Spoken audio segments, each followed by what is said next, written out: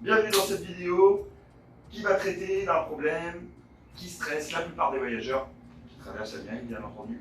Je parle du shipping Panama-Colombie.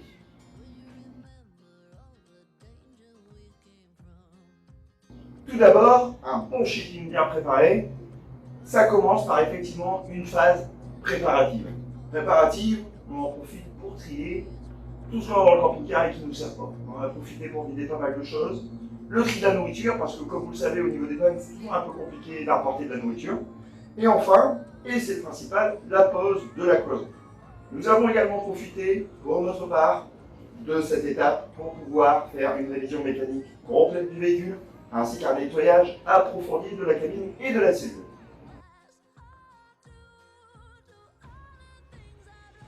Il existe des emplacements très bien conçus, assez proches de Panama City, environ une petite heure, un camping tout équipé. Je vous laisse les coordonnées ici. N'hésitez pas, passez-y. On a trouvé ça sympathique. Déjà, il y a la piscine pour les enfants, parce que ça permet de les occuper pendant ce temps-là. Mais aussi la possibilité de dumper, de faire le nettoyage du véhicule, de l'eau à foison, le décor, le calme. En bref, un endroit idéal pour préparer un shipping correctement.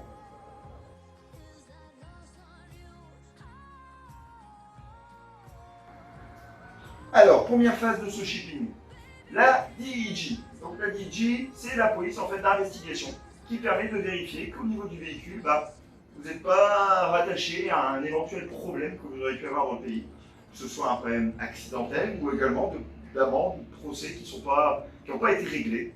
Donc vous passez donc, au DEG qui se trouve donc à Panama City et qui se compose en deux étapes. La première étape, la vérification des papiers et du numéro de véhicule. Donc ça se passe à ces coordonnées-là. Voilà. Donc vous vous garez aux alentours de 5h, 5h30 du matin.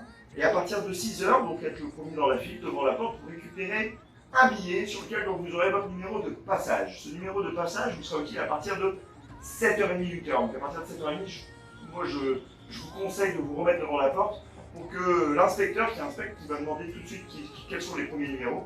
Et donc voilà, si vous avez le numéro 1, l'inspecteur vient avec vous et 5 minutes après, il vous libère parce que sur les véhicules européens, c'est une vérification de la plaque ligne qui est au niveau donc, du compartiment moteur et ça se fait très rapidement.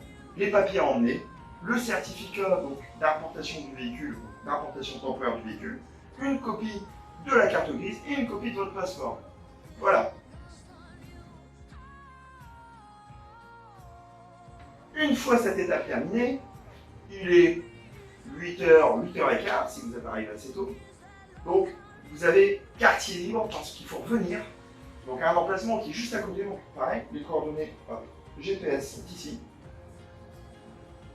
Vous allez directement à cet emplacement vers 13h30, encore une fois dans un souci d'être dans les premiers.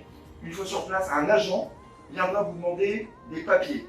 Alors ces papiers, une fois de plus, le permis d'importation temporaire du véhicule, la carte grise, donc copie de la carte grise, copie de votre passeport, mais également les originaux parce qu'il va vérifier que les photocopies sont bien, attester en fait finalement de leur bonne foi et de leur bonne origine.